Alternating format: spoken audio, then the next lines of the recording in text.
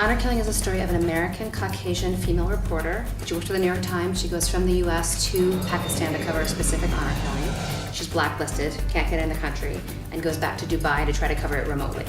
Then while she's in Dubai, her male colleague, who also works for the Times, comes over into Dubai to talk to her about the case and plans to go in on the ground for her.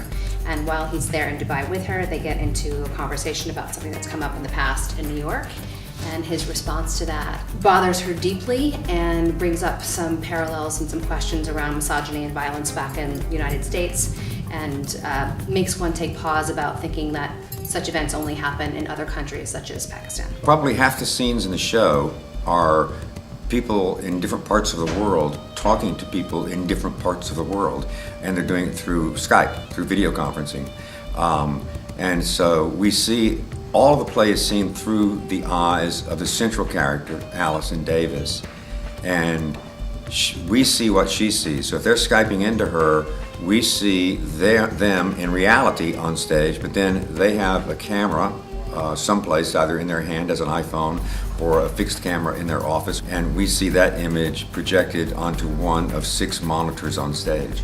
And that's what I liked about it. It made it different, because we think of tech as something that shuts people down and puts people in a tighter box, and this show sort of shows you how tech can open up your world, because people can travel from Dubai to Lahore, Pakistan, to London, to New York in an instant because of technology.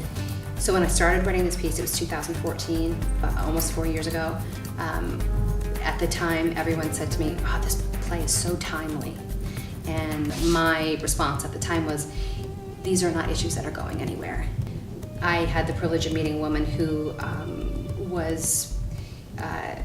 escaped an arranged marriage, and she sat through one of the readings, and she sat in the front row and she sobbed all the way through it. That was so, God, you know, it's one thing you write something and you hope that it's speaking to a truth, and then someone's sitting 10 feet from you and they're viscerally responding to what they're seeing and hearing because it is so true to their reality.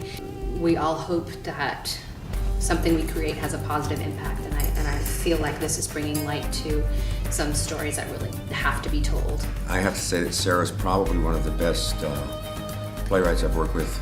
She's right up there in my top 10. Her, Mark St. Germain, some of those guys are just great to work with. And she's very special because she's a good theater person. She's very practical. She's an actress herself, so she gets it. It's an exciting piece of theater, and it's a good drama. It's a good brand new play. It's a great world premiere.